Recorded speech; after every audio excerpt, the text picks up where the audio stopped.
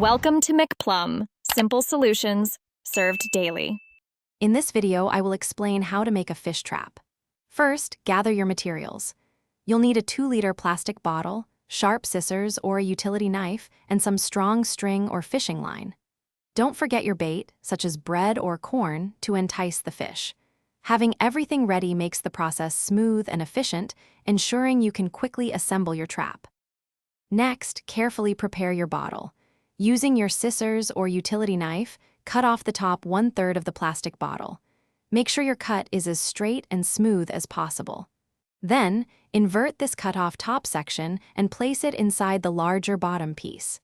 This forms a funnel, creating the perfect one-way entrance for fish to swim into your trap. Now it's time to assemble your trap.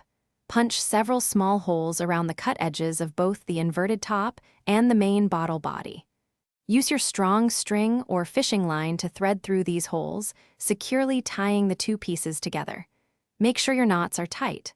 Also, attach a longer piece of string to the trap so you can easily retrieve it from the water. Finally, bait and set your trap.